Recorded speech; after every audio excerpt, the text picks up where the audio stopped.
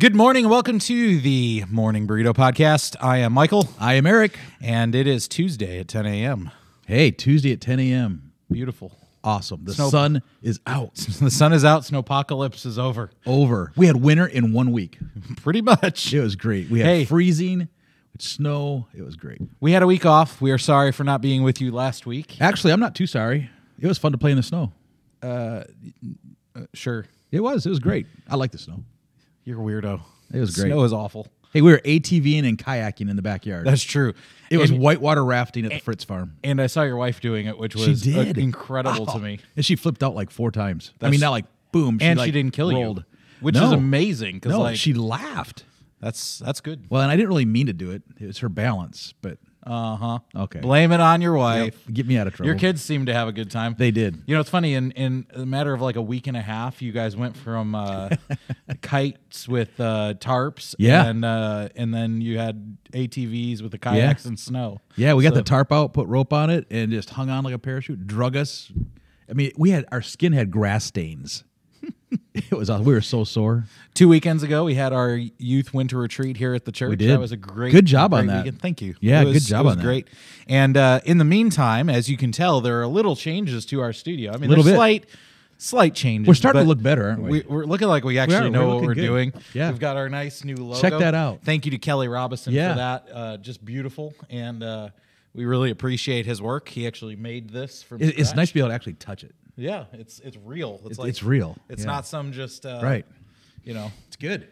CGI'd thing. Kelly, you're a stud. You're a giant too. And then we got our awesome on-air sign. I mean, we're a podcast. We're on air. Yeah. So don't anybody come in this room right now. Yeah, no kidding. Not sure what we do. I don't know. Probably nerf them to death. So while we're having fun at the expense of our well, you forgot something. Well, no.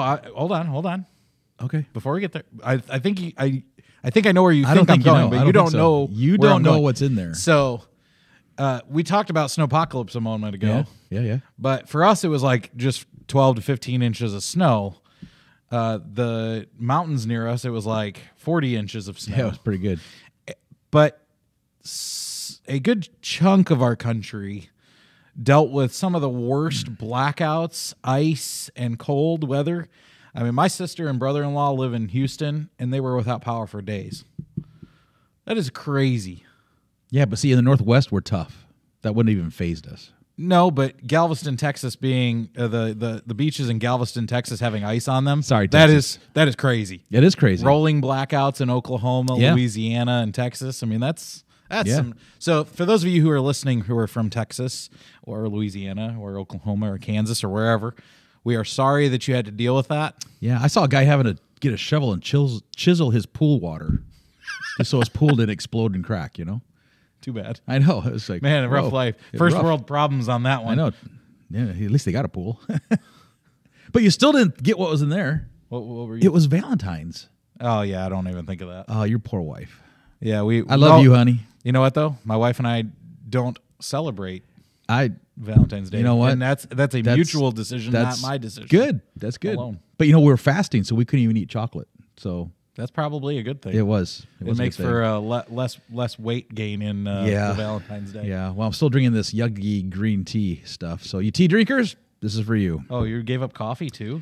Well, yeah. I didn't know that. Yeah. I mean, that was just part of what. Yeah, that's part of it. I didn't give up water. That would be a real sacrifice. That would be bad. So so we do have this show is actually going to be very sad and mourning, grieving. Yeah. So we want to grieve with you. If you don't know this already, this show is entitled "Rest in Peace, Kermit." Rest in peace, Kermit. Warning: the show may be offensive. You might be today because I am offended. Done. You pick on the frog. Ugh. The Muppets have been canceled. Done.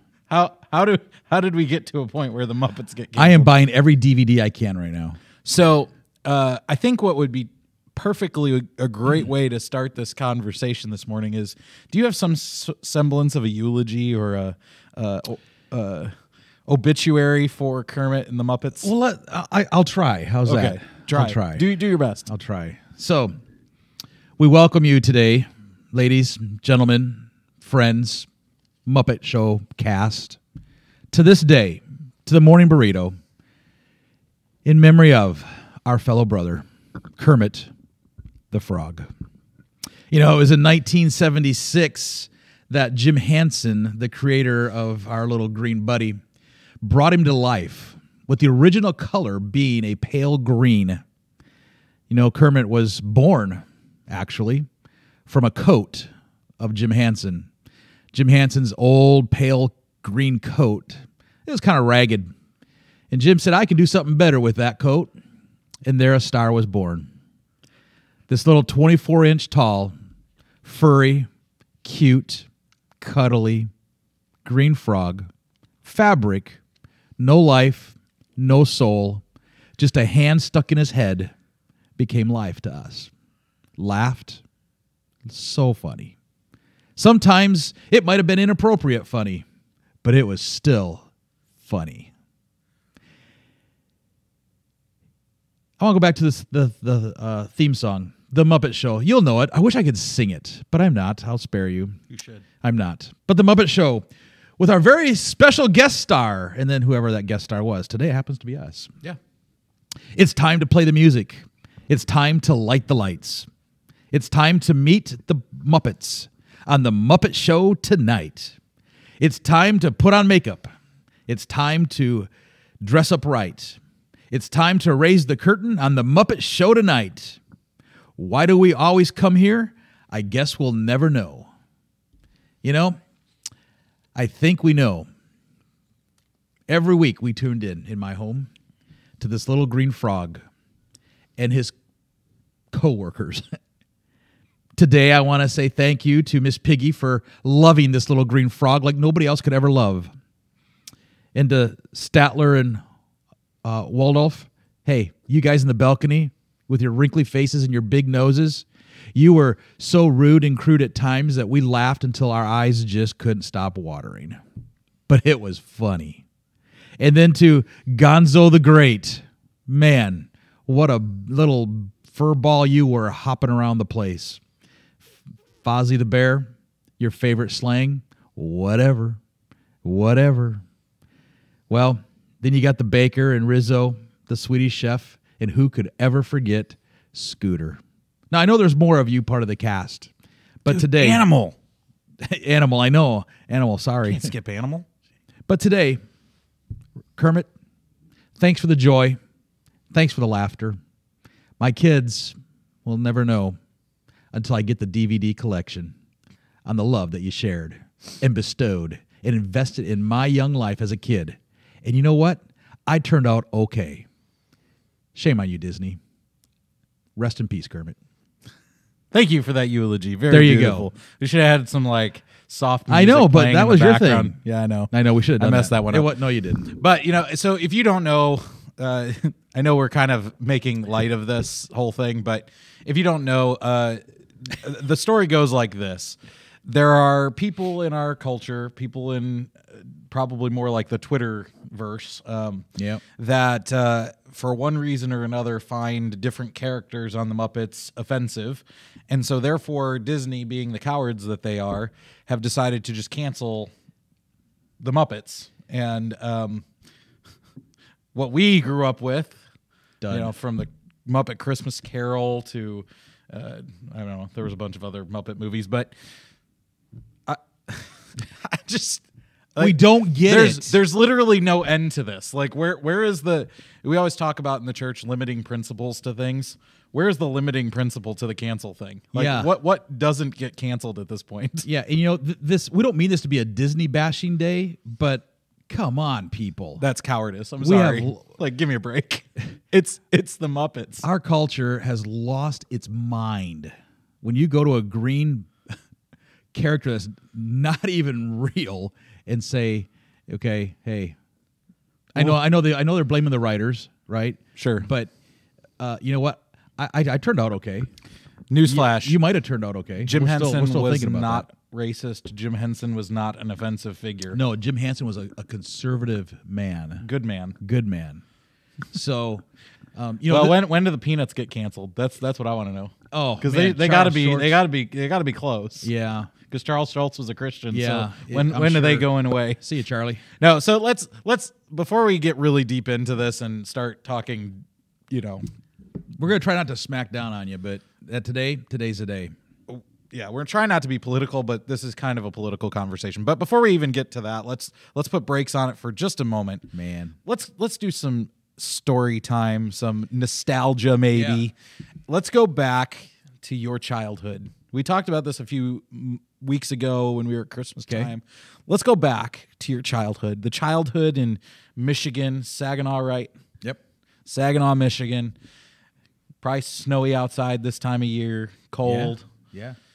They do it for 4 months. Let's imagine. We just did it for a week. Let's imagine it's a Tuesday and you're out sick and from school and you're staying home. What cartoons is a little Eric watching on the tube? The boob tube, as it used to be called. The boob tube. I know that's a whole different connotation in today's world. But I don't know. It's like for me, I think like my mornings would start with the Little Rascals. Ooh. I know it's not a cartoon, but I start with the Little Rascals. And a bunch of orphans that are always in trouble, right? And scheming, but they turned out okay. Buckwheat. I love buckwheat. And then it would go to the Three Stooges. I mean, I love that. My wife cannot stand the Three Stooges, but so I mean, I grew up in that kind of little violent world right there, I guess you could say. But let's see, cartoons, slapstick comedy. Yeah, Scooby Doo. Home Run. Scooby Dooby Doo. I mean, here we are. I mean, Ghost and creepies, and anyway. See, another one would be, I kind of grew up with Tom and Jerry, huge. Oh, yeah. Huge. Roadrunner, who was the big rooster? The big white rooster. I know who you're talking about. That guy. Foghorn Leghorn. Yeah, Foghorn Leghorn, yeah. Yeah, so cartoon-wise, I wasn't really a big cartoon guy after that, but, I mean, we got in the Mickey Mouse Club, there for a while at, my... senior high days. Just kidding.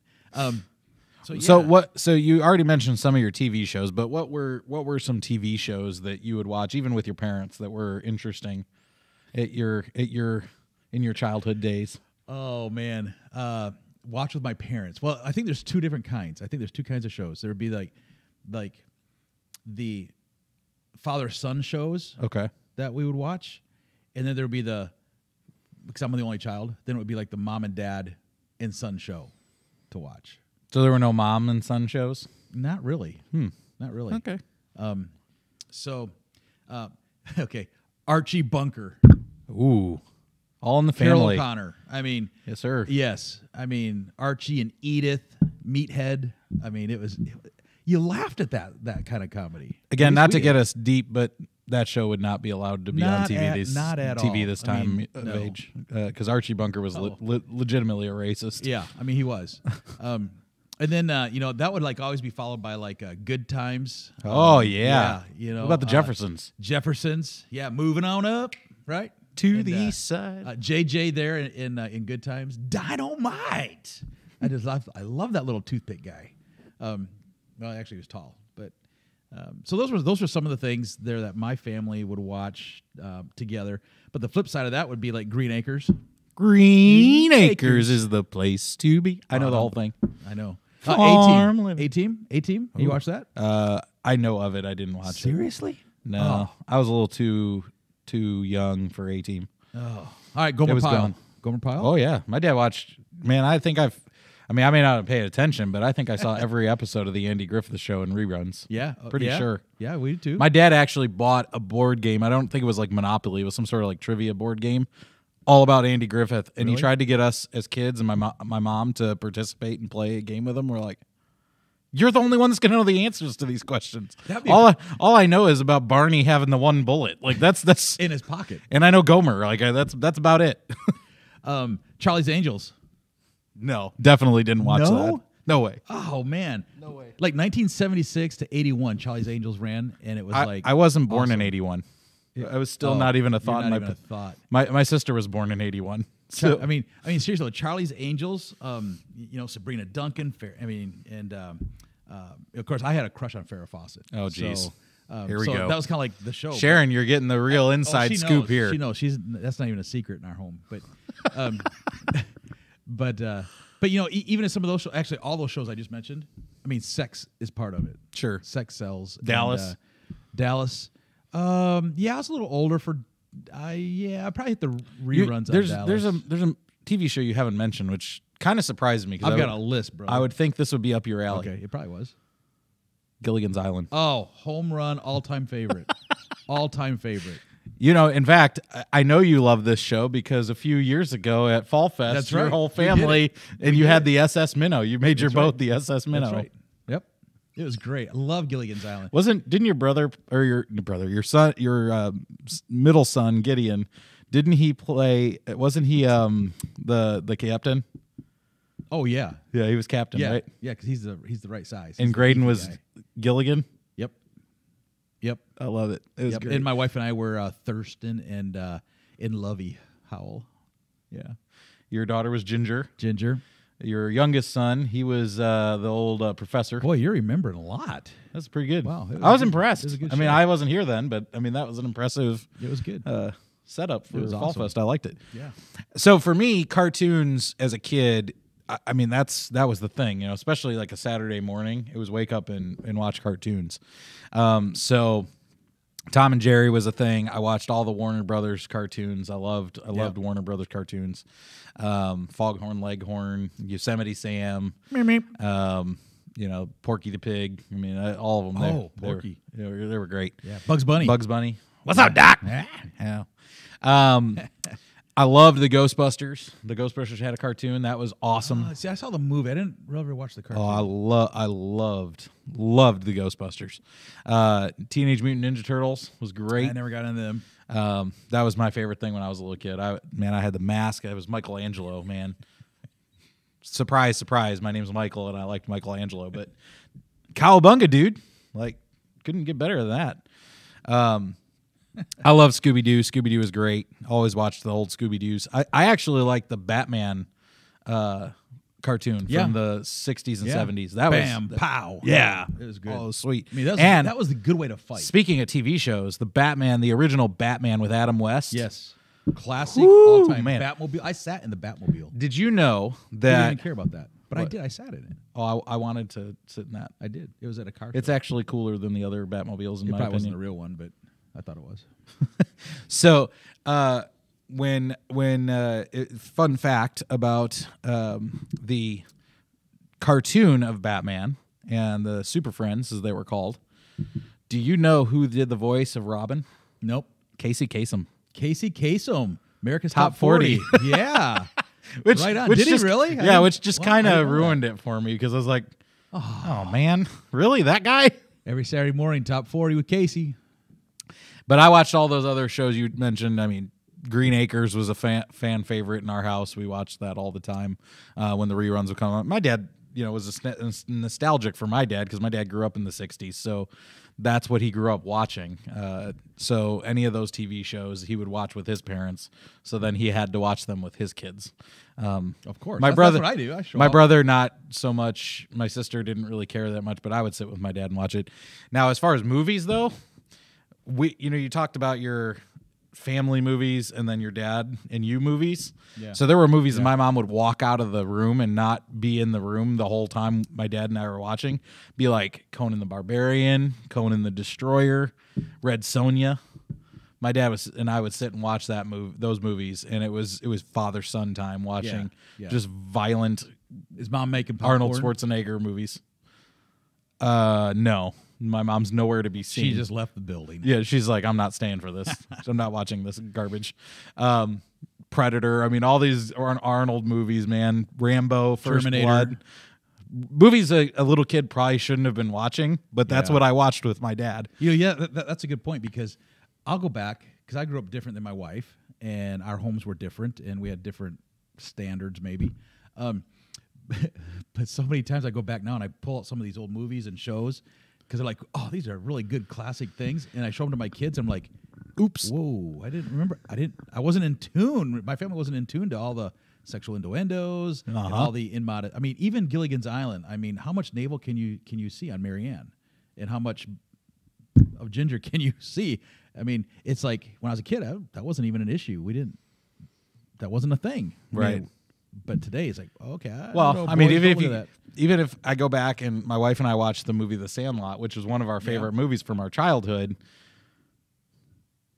You're like, don't remember that. Yeah, I don't know that I can let my daughter watch this. My 10-year-old's not quite old enough for this yet. Is that because we're older, or is that because we're like on a different spiritual level? I think it's both. Yeah. Both and. But then it just makes you think about your parents, and you're like, what was wrong with them? Exactly. Why were they letting, like, I mean, I go back to, again, Red Sonja, Predator, all of these movies that I watched with my dad, and I'm like, wow. Yeah. Why did he let me see these movies? Yeah. Like, I mean, I was the Freddy Krueger guy. Friday the 13th. That's guy. my wife, not me. Halloween. You know, I was the horror slasher film In the Dark. I mean, I just love that. You know what? I think that was back in the late 70s, early 80s, mid 80s, probably more early mid 80s. And so I go back now and I'm like, why'd they let me watch that? But I can sit in the dark and watch a horror movie, and my family cannot. Oh, I can't. No. I can. Nope. And I don't know if I'm proud of that, but I kind of am. I look at my family, I'm like, yeah, no, they know. They know what's wrong. I will say this: the most uncomfortable, once I became an adult, the most uncomfortable thing for me ever, as far as watching TV with my mom and dad, the movie American Pie came on. I kind of remember that. Okay, so it's a grossly highly sexualized movie, right? A lot of innuendo, not a whole lot of actual stuff happens in the movie, but there's a lot of strong innuendo to things. Anyway, there's nothing more embarrassing when you're a Christian kid and your parents put that movie on and you're sitting in the room with your mother and this stuff comes on and you're like, yeah, I don't want to watch this with my parents. This is not comfortable for me. Because once we became saved, watching movies like that just felt weird to me, especially when I sat with my parents. The other one was when I became a teenager, or I guess I was in college at the time. I was dating this girl, and she loved scary movies like you were talking about. That was just her thing. My sister and I never really grew up watching scary movies. I mean, Halloween would come on every once in a while, and we'd watch parts of it, and then it'd get too scary, and we'd turn it off because we just can't handle it. But she brought over one of the prequel respins of Exorcist, and my sister and I got through about 15 minutes of the movie, and we're so creeped out and scared and disgusted that we had to turn the movie off and find something that was completely like kid and child friendly to go completely the other direction to make up for it because it was so bad. And I just have never been able to understand some of that stuff. So, with that being said, what are your favorite TV shows and movies today? What do you watch today? Oh. What do you let into your brain today? Yeah, probably more than I really should. I mean, to be honest. Well, I think all of us would agree with that. Okay, so we're a gun family, so there's got to be action. So, like, we're the action family. Good, Bad, and the Ugly? No. Oh, that's too bad. Yeah, I don't even know what shows we do watch. I mean, True Grit. Okay, so what shows we watch as a family? We are a big streaming family when it comes to like the outdoor shows or the outdoor legal shows like Northwoods Law, Alaska PD. I mean those. So it's like live PD for the but for Alaska where it's real life. What? It's not real life in Louisiana they fight or grizzly something. Bears, right? Okay.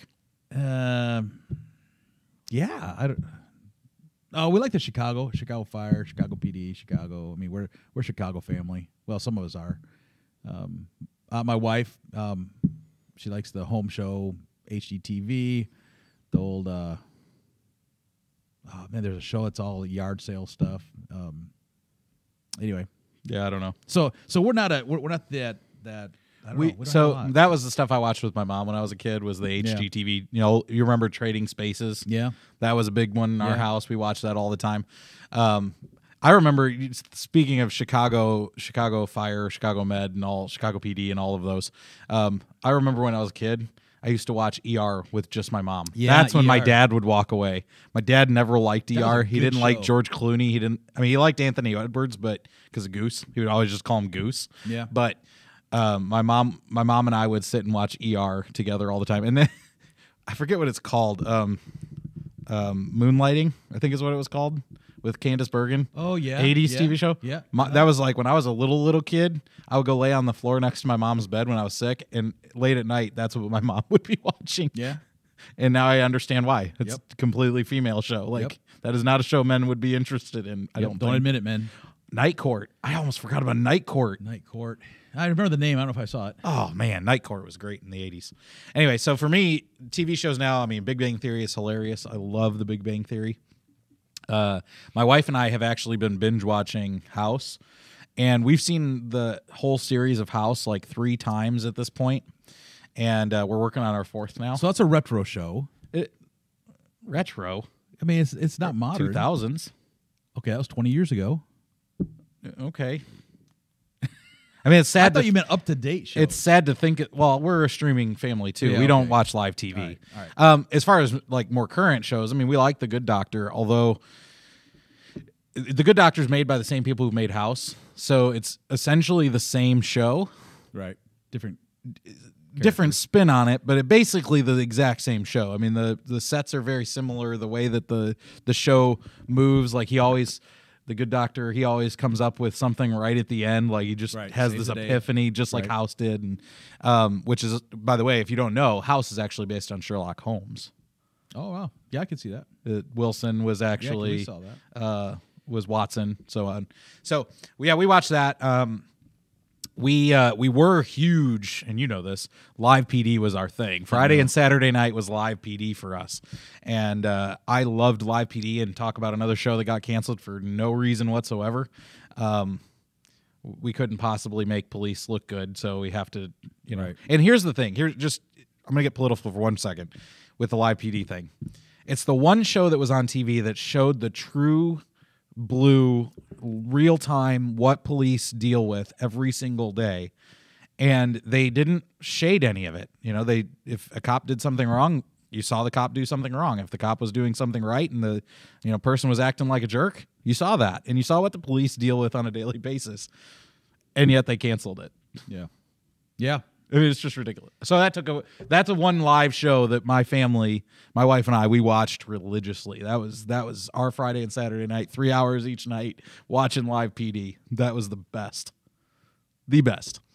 And as far as movies, I mean, we watch mostly family friendly movies. We have 2 little girls, so there's a lot of Barbie on in my house, which is Barbie. There was and Barbie and G.I. Joe. Yeah. Bubble Guppies. Oh, Bubble Guppies? Yeah. Teletubbies. No, Bubble Guppies. Really? I never heard of that. It's a little like Nickelodeon cartoon. Okay. So that's what's playing in my house probably right now, actually. Or Octonauts. Octonauts is probably playing in my house. So let's move to the more deep side of this. What influence does TV and movies have on us as humanity, us as culture? Yeah, huge, huge. I mean, there's this idea that media, and we know this because everybody's trying to cancel, right? Cancel culture, cancel everything in media. It's huge, and it impacts our thoughts. It impacts our beliefs. The subtle stuff. I mean, you brought up The Good Doctor. Mm-hmm. Talk about a show that has thrown everything in there. I mean, you've got your lesbian, you've got your gay side of life represented. You've got every issue. You got the addicts. You've got the straight. You've got the network family, transgender. I mean, you got everything in this show that they throw at us, and yet we sit and we still look at that and go, man, that's just nuts, right? But it's good art. I mean, they do a good job with it. Yeah, I'm not saying they don't. Sure. But I mean, like for us, we got to the point where it's like, yeah, I mean, especially as a family, it's like, no, I mean, we'll talk to our own family, right? Because it does impact us. It impacts us so much to where I had a youth sponsor once, part of our youth staff, that they would go through magazines, even outdoor magazines, and they'd get the duct tape out, and they'd put duct tape over all the inappropriate pictures of skin in the magazines. Because those are generally for men. Yeah, generally for men. And you know what? We laughed at that. As a youth pastor, I'm laughing at that for a while, and then I'm beginning to go, you know what? That's pretty. It's a fun way, right, to protect the eye, but at the same time, good standard there. Yeah, but doesn't, just as a devil's advocate for a second, wouldn't that tape remind you of what was actually there? If you'd seen the photo, you would know what's behind it. So wouldn't just removing it altogether be better? I mean, if you've seen it before, it would remind you what was behind it, or it would show you that, ooh, there's something there I shouldn't look at. Now, if you had somebody else go through and cover it for you, so you've never seen it, right, I suppose that would work. Well, she would do that before she gave it to her boys. Oh, okay. Yeah, no, this is all pre. Oh, gotcha. Okay. Yeah. So, one of the things we've used the term cancel culture, and some people say that cancel culture doesn't exist. Some people are very adamant, and this obviously gets into political territory because it's one side saying that it doesn't exist, one side says that it does exist, one side says they're the ones that are getting hammered with it, while the other side doesn't get hammered with it. But here's the question: has the church played into cancel culture at any point in history when it came to TV and movies? Yeah, good question. I know when I was growing up as a kid, yes, it did, and I think it still does. We would. I remember the days when our pastor would get up and talk about the boycotts of movies. The boycott of now we're in our denomination. We didn't do movies. We didn't go. Excuse me. This green tea is like. We didn't do the whole the movie theater thing, supposedly when we were growing up, but that is not a thing anymore in the Nazarene Church, by the way. But we boycott movies, and we boycotted Disney. I can remember twice we boycotted Disney, not just as a denomination, but as a Christian culture in America. We were boycotting Disney, and I couldn't figure out, well, why are we boycotting Disney? I mean, because we boycotted Bambi. I mean, there was a time we boycotted Bambi. And Bambi was just canceled. And Bambi was just canceled, right? So we finally got what we wanted. It wasn't Bambi that we were boycotting, because Bambi was a good show, right? It's a good story, good kid story. But it was what the company that was making Bambi stood for, and some of the other stuff that they were putting out, and that was a way for us to do that. I don't know if it succeeded. I don't remember if it succeeded or failed, that whole boycott thing. But I look back at that now as an adult, I'm going like, that was really ridiculous. That wasn't the way to have your voice, necessarily heard. But so yeah, we did cancel. We did it through boycotting. And now the conservative, right? The conservative was the one always trying to take away the culture, kind of keep it there. And now it's the it's the ones that are out there that are canceling the culture. And the conservatives are sitting back going like, are you serious? Really? Kermit the Frog, you're going to cancel Kermit the Frog? Well, and we saw the star of one of the stars of Mandalorian, the big hit TV show on Disney Plus. Yeah, Gina Carano just got canceled as well. Picked up by the Daily Wire, though. She was, and we're not supported by the Daily Wire, so no, can't really support them until they support us. Ben Shapiro called me. Wouldn't that be nice? Dude, if they offered us a spot on the Daily Wire. Well, come over to the house today. Ben's coming over for dinner. That'd be great. That'd be hilarious. Ben Shapiro, good guy. Anyway, why do we allow TV and movies to have such an influence on us? Because part of the reason I think that we have cancel culture to begin with is because we've allowed the Hollywood folk to have so much influence in our life. Yeah. Why have we allowed it? How have we allowed it? What have we done? Well, I think one thing that we've done is we all want to strive for the fame and the fortune and the glitz and the glamour, right? We all want the spotlight moment, and I think one reason we get in that is that's what, as a kid, as a teenager, I mean, that was role models in my life, and it came by way of screen. I wanted to be an Arnold Schwarzenegger. I wanted to be a Rambo. Me too. And never happened though. And when it came Halloween time, I wanted to be Freddy Krueger. I wanted to dress up that way. Michelangelo, buddy. And so I don't know. I think part of us were after that because that's the human side, right? We want to be accepted by everybody and have what the Joneses have, so to speak. So on the flip side of that, yep. every piece of art, including, I would say the Bible being a piece of literature is art in and of itself, right? It's a piece of artwork, a tapestry, if you will. The Bible itself says it's offensive. It's going to be offensive. Yeah. Right? Every piece of artwork can be offensive. Legitimately. I mean, you could go to an art gallery and see things that are offensive that, are bothersome to you. I mean, naked sculptures and things. I mean, if you look at Da Vinci or Michelangelo, a lot of their paintings were of naked people. Yeah. Were they pornography? Not by today's standards, I don't think. They were art. Right. But that might be offensive if you don't want to see naked people. You probably don't want to look at some of Michelangelo's stuff. Why do we get so offended by things that are not what we perceive, and perceive is the key word, perceive to be correct, whether it's thought or theology or doctrine or belief or whatever the case is? I think that's a very broad question. Is what I think, because I think everybody has a sense in their heart and soul, just deep down, we know what's right and wrong, and we know what we're not living up to, and sometimes we can't bear what we don't live up to, so we look for some things in culture that we can lash out at, and go, you know what, that just offends me, because I can't have it.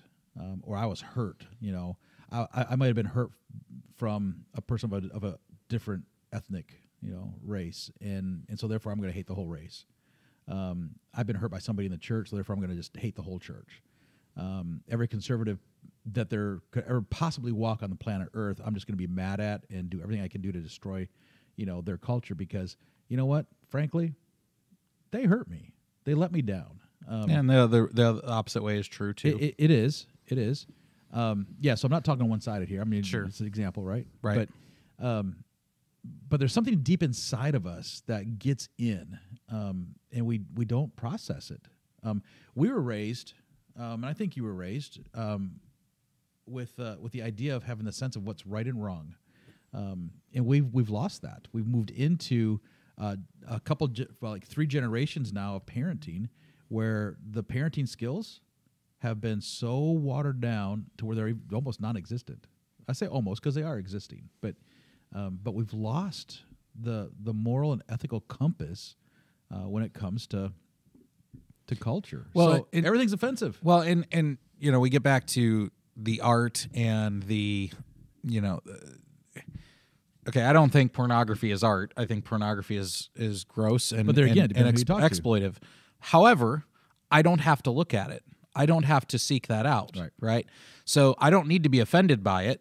I can work to help organizations that try to get women out of that industry because it's exploitative and a bad industry for women. But that doesn't mean I have to watch it. That doesn't mean I have to move to cancel it. And in the same way, if you're on the right side of the aisle or the left side of the aisle, if something from the other side is quote unquote offensive, don't listen to it. Yeah. Ignore it. I know this gets back to what my parents told me when bullies would, bully me. Just ignore them and they'll go away. Yep. Sometimes they don't go away, but you can choose whether you listen to it or Sometimes you got to break a nose. I don't know about that. Well, I mean, and that's not to say that there aren't times when a boycott or a flat out refusal to participate in something isn't warranted. Sometimes it is, but when we're canceling Kermit the Frog, when we're taking the Muppets and we're saying there are aspects of particular Muppets that are just so offensive that can't have it anymore. The whole thing has to go away. Right.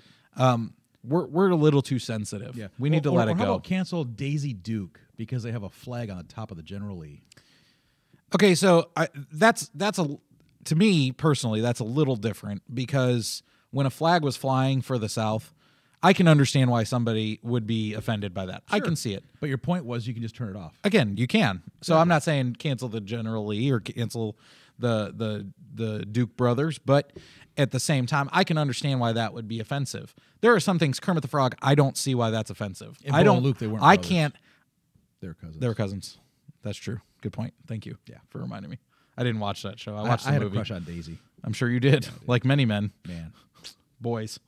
See, TV. It was in my eyes. But again, I think it's really important, especially we as the church. Let's get right down to brass tacks. We as believers, it doesn't matter again if you're on the right side of the aisle, left side of the aisle, front, back. I don't care where you are. We need to be less offended by things. We need to be the ones that show peace, that are peacemakers. Canceling things is not bringing peace. Canceling only infuriates, brings unrest, brings disunity.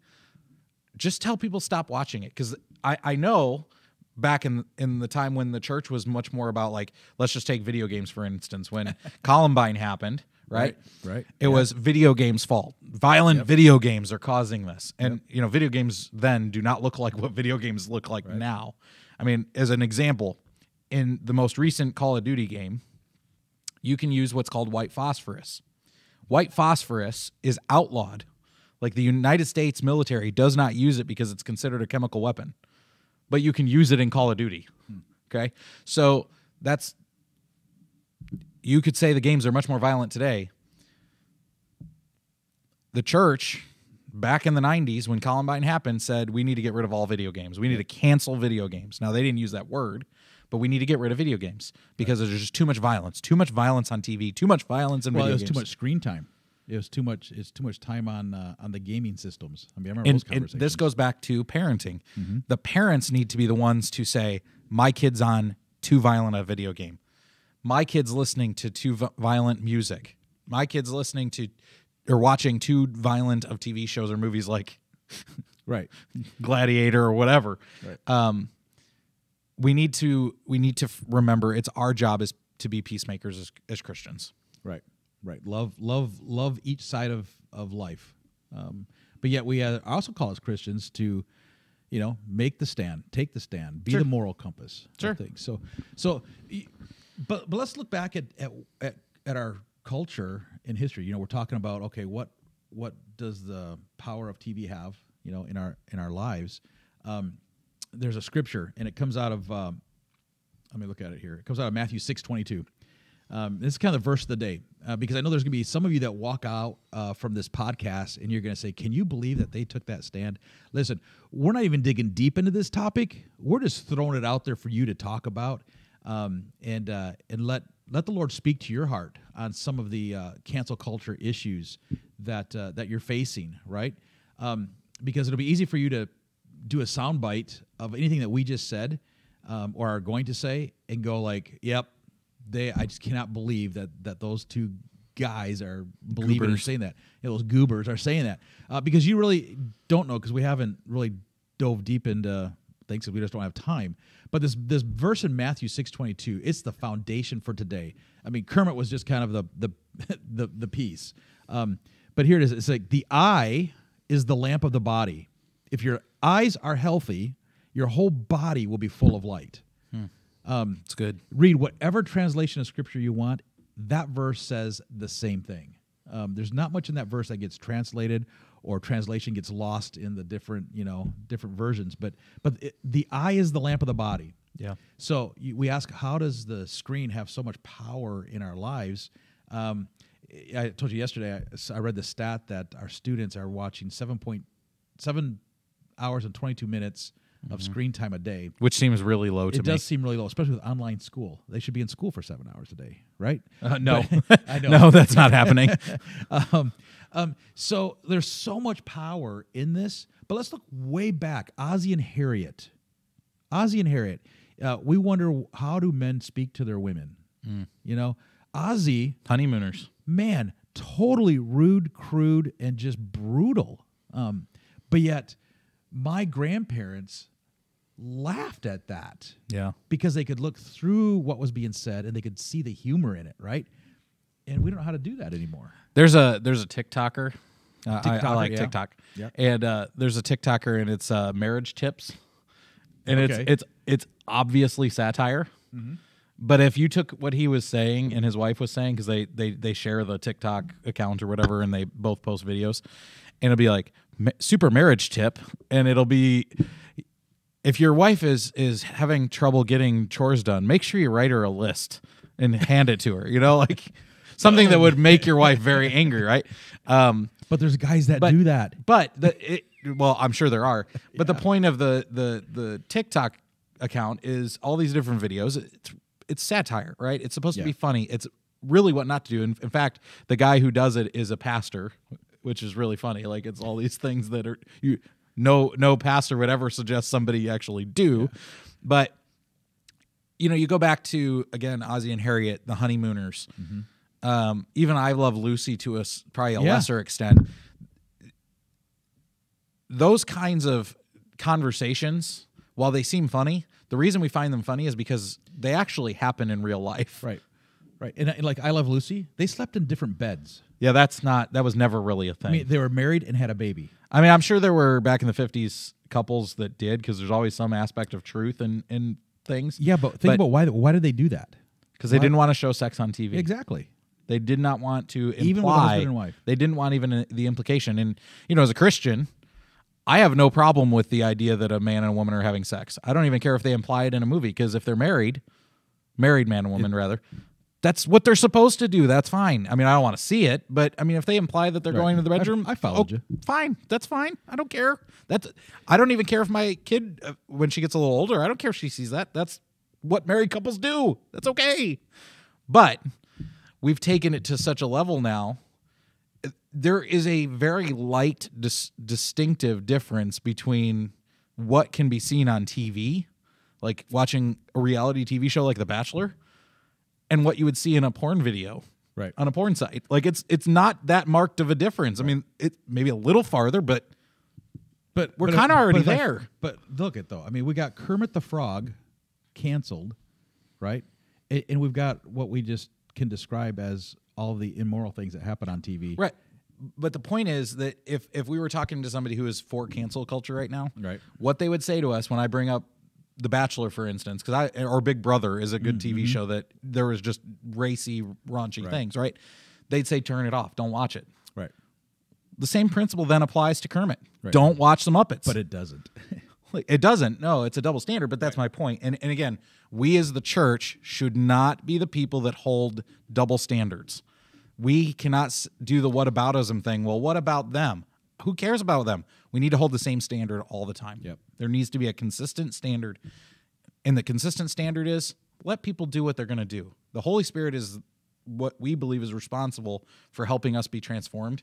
It's not our job to go and, well, you have to cancel that just so that we make sure you can't watch it. That's not our job. I'll agree with you on some of that, but I do think as a Christian, we are called to be that voice and hold the mantle. Sure. But what I'm saying is it's not our jobs as the church, big C, right? The big church, to go and say, we need this show to come off air because it has X, Y, or Z in it. Right.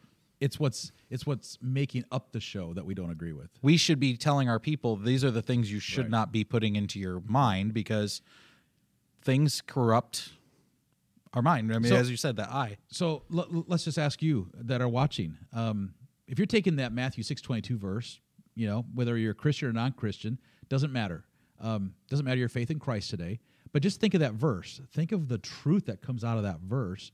Can you apply that in your life? Can you see things in your life today that are a double standard? Or can you see some of the darkness that comes into our life because of even the news, right? Yeah. I mean, you watch the news, it comes in, and it gets filtered, right? And all the depression and anxiety and fear and the whole the weight of the world comes by way of the eye. Yeah. And there's so much truth to that. Because I go back to like Chips. You ever watch Chips? Oh man, dude. Eric Estrada. Dude, when I was staying home from school, I forgot all about that. I'm glad you brought that up. That when I stayed home from school sick, or I was off of school for whatever reason, middle of the morning, Chips came on. That's what I was doing. California Highway Patrol. Yes, sir. Yeah, Baker and Estrada. Yep, and it was followed by what was the other show? It was Pete Malloy and Jim Reed. Emergency 911. Oh yeah. See, you do remember that. Back-to-back shows, 1 hour classic TV, right? But it came into my eyes as a kid. You remember William Shatner Rescue 911? Yeah. But see that comes in, and it's like, I want to be a firefighter. I want to ride a motorcycle in California. I want to be a cop. But it wasn't even that. It was what did Ponch and John stand for? Integrity, honesty, truth, morals, values. I mean, The yeah, American way. The American way. They had women throwing themselves at them in some of those episodes, and what did they do? They just backed up and go, yeah, no, ma'am. I mean, but not today, right? So anyway, check the verse out. Put it in just in your think tank for the day. Just go all day long today and go, yeah, okay. My eyes, how's that affected my heart? Yeah, and I want to just walk away from this not saying, man, I don't agree with anything they just said. I mean, because you may not agree with anything we just said, and that's fine. You may think that watching anything is no big deal, listening to anything is no big deal. Yeah. We can't change your mind on that. But what we can do is tell you as pastors, as guys who are studying Scripture, who are trying to live our best life through Christ, filter everything that you do, everything you watch through Jesus. Do not filter it through your own intentions, your own heart, because if you do that, you're getting yourself in trouble. Yep. You need to filter it through Jesus. And I know it's a cliche these days, and it's sad that it is, but what would Jesus do? Change that phrase to say, when I filter this through Jesus like a coffee filter, what's going to be left behind? What should be left behind in that filter? Because if you're letting any of that stuff that should be left behind through, you're putting things in your mind, in your heart, that are going to corrupt you. And it'll corrupt your language, it'll corrupt your married life or your single life, your school life, your work life, whatever. And and it'll corrupt what you approve of. Yep. We get up to that line. So yeah. So I've got two more things I want to throw out. Two more shows because it fits where our culture has been and where we are. And when I look at Scripture, there's one person in Scripture that knows who I am, right? And that's Jesus. Correct. He knows who I am. But it also reminds me of Sam Malone. You remember Sam Malone? I do. Yeah. Cheers. And that show. Everybody Cheers, knows your name. Everybody knows your name. I mean, everybody. You walk in the door, Norm. I mean, who in the world is Norm, right? But Norm comes in, Norm, or whoever, Sally. I mean, everybody knows your name, and that's the way the church should be. Yeah. We should know everybody's name that comes in our church, not because we're friends, but because we've been praying for them and we've been trying to establish what are you seeing in your life and how are you living what you're seeing. And honestly, what we see on our screens is how we're living. I mean, just look at our culture. The other one is going all the way back to, I think it was 1954, early 50s. Old show, Father Knows Best. Right? I know of it. I don't know the show. Oh, you want a good show to just, I don't know, suffer through 30 minutes of it. They're like 21 minutes long. But Father Knows Best, all about the father having a stand in the home, setting the moral compass, setting the ethical compass, talking about what's right and wrong, and just living up to a cultural standard. That show, I mean, kind of like Leave It to Beaver, too. I was just thinking about Wally. Going and living up to those standards. Because in 1954, we didn't deal with all of this, but all of these things were alive and well in 1954. You know what's true, though? Everybody knows an Eddie Haskell. And I don't know Eddie Haskell. You don't know an Eddie Haskell? Who's that? In Leave It to Beaver. Oh. Everybody knows an Eddie Haskell. Yeah, you're right. Everybody has their Eddie Haskell. I wasn't tracking with the beef. And the same would be true when you think of the vacation movies. Everybody knows a Cousin Eddie. Yeah. Everybody has a Cousin Eddie. Everybody's got one. Yeah. So anyway, from our heart today, I know, don't walk away from this being political, but really take the challenge. What are your eyes seeing? And is it of the Lord? And filter it through just Jesus. Don't filter it through anything else. Go to Jesus and just go, hey, so is this you? What are we going to talk about next week? Yeah, next week. I don't know. What do you want to talk about? Don't know. I guess we're going to have to think about that. Okay. So... But we'll have something fun next week. I mean, this is kind of fun today. We've had, the last couple shows have been pretty fun. The unicorns and dragons conversation seemed to get a lot of traction. Yeah. People really loved that. And by the way, Kelly the guy who made this, he wants to make an appearance since you called him a skinny giant.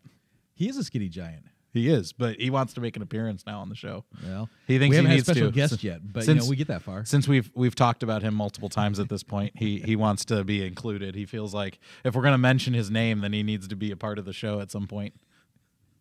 Okay, Kelly, we'll try to fit you in here. The gauntlet's been laid. You better have a good reason to be on the show. You better. You have something to not talk to make about. Short jokes either. Oh, he would be good at that. He is good at that. And it's easy because you're short and he's not. Yeah. But you're both bald, so I got ammo too. So, hey, man without a beard is like a woman with one. That's what my brother. dad raised me to believe. oh, we got to go. You guys have a great week. We'll see you next time. Hey, have a good one.